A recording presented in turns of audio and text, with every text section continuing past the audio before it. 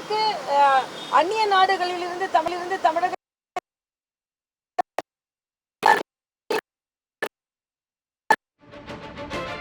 பாரத தேசத்தை பற்றி ஒரு நல்லெண்ணத்தை ஏற்படுத்தி வைத்ததனால்தான்.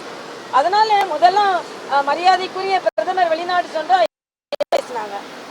மாநிலத்துக்கு நீங்க இத்தனை வரை போக வேண்டி வரும்பொழுது ஒரு நாட்டிற்கு ஒரு பிரதமர் நல்லெண்ணத்தை ஏற்படுத்துவதற்கு எத்தனை முறை போக வேண்டும்?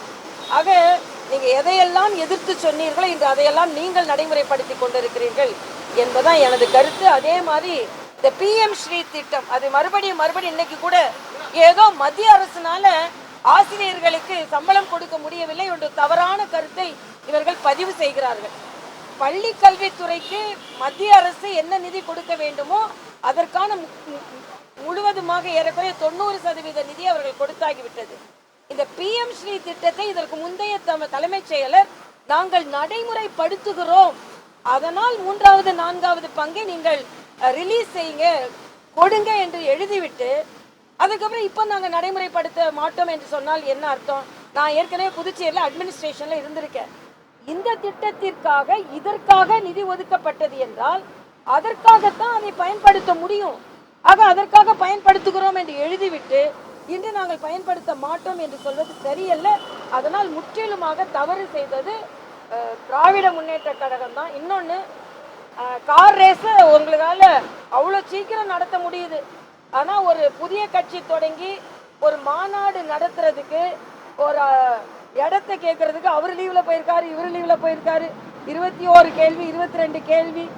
ஆக எந்த அளவிற்கு எதிர்கட்சிகளை நீங்கள் முடக்க நினைக்கிறீர்கள்?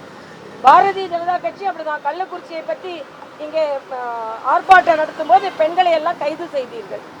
ஆக எதிர்கட்சிகள் எல்லாம் யாருமே இருக்கக்கூடாது, முடக்கிவிட வேண்டும். ஏனென்றால் இந்த திராவிட முன்னேற்ற கழகத்திற்கு அவர் விட்டது 2026 பார்த்து தான் என்னால் சொல்ல முடியும். மேடம், இந்த PM சொன்னீங்க, அது ஏற்கனவே அவங்க லெட்டர் எழுதியிருந்த போது என்ன சொல்லியிருந்தாங்கன்னா PM நாங்கள் வரவேற்கிறோம், ஆனால் ஒரு குழு அமைச்சு நாங்கள் வந்து ஆய்வு செய்த பிறகு எடுத்துக்கிறதா சீஃப் செக்ரட்டரி குறிப்பிட்டிருக்காரு.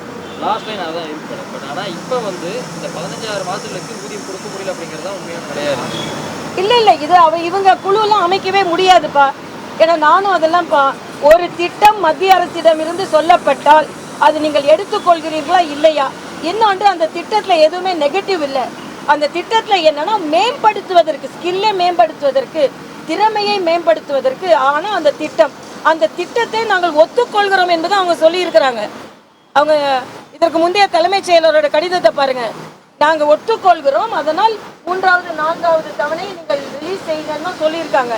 இவங்க குழு அமைச்சு அதெல்லாம் செய்ய முடியாது. ஒத்துக்கொள்ள வேண்டும். ஏனென்றால் தான் எல்லாத்தையும் அரசியல் செய்வோம், ஆனா மத்திய அரசு இதையெல்லாம் செய்யக்கூடாது என்று சொல்வது சரியல்ல. இன்னொன்று, மத்திய அரசு ஏற்கனவே கொடுத்த நிதியில் ஆசிரியர்களுக்கு சம்பளம் கொடுக்கலாம். இது இந்த திட்டத்தை செயல்படுத்தாதனால தான் நீங்க கிடைக்காது.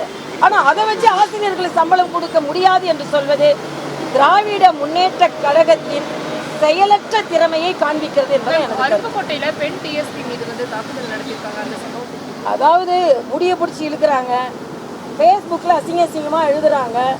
ஆக என்னை பொறுத்த மட்டில் பெண்களுக்கு தமிழகத்தில் பாதுகாப்பு இல்லை என்பதைத்தான் நான் சொல்ல முடியும்.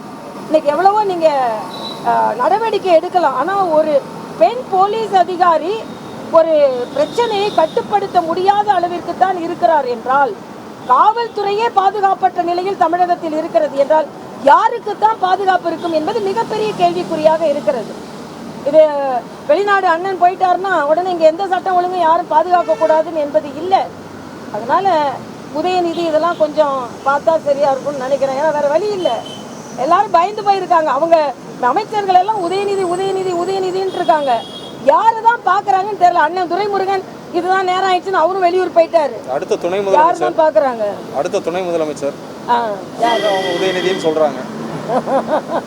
மேடம், நேத்திக்கு வந்து துணை முதலமைச்சர் பார்க்கலாம். மேடம், நேத்திக்கு Karnataka deputy chief minister press conference சந்திக்கும் போது என்ன சொல்லியிருந்தாருன்னா, மேகதாது அணை கட்டுவது வந்து தமிழகத்திற்கு நல்லது அப்படின்ற மாதிரி அவர் சொல்லியிருக்காரு. அதை பற்றி இதைத்தான் கேட்குறோம். இதே இது பிஜேபி ஆட்சி செய்யும் போது இருந்தா என்ன சொல்லுவீங்க? இன்னைக்கு மேயர் கையை காட்டிக்கிட்டு ரொம்ப பவ்யமா நிக்கிறாங்க. ஆமா, கூட்டணி ஆட்சி மேகதாது அணை கட்டுனா பிரச்சனை அன்னைக்கு ஸ்டாலின் என்னெல்லாம் பேசினாரு. டாஸ்மாக ஒழிக்கிறதுனால அன்னைக்கு பேசுவீங்க, இன்னைக்கு வாய் மூடிடுவீங்க. காவிரி பிரச்சனை அன்னைக்கு பேசுவீங்க, இன்னைக்கு வாய் மூடிடுவீங்க. கொண்டிருக்கிறது மிக மிக மிக மோசமான நிலையில் இங்கு அரசு இருந்து கொண்டிருக்கிறது. தமது உரிமையை மற்ற மாநிலங்களிடம் இழந்து கொண்டிருக்கிறார்கள். நாங்கள் தன்மானத்தை, தன்னுரிமையை காப்பாற்றிக் கொண்டிருக்கிறோம் என்று சொல்லும் திராவிட முன்னேற்ற கழக அரசு தனது தன்மானத்தை, தன்னுரிமையை மற்ற மாநிலங்களில் விட்டுக் கொடுத்து கொண்டிருக்கிறது என்பதை நான் தெளிவாக சொல்ல முடியும்.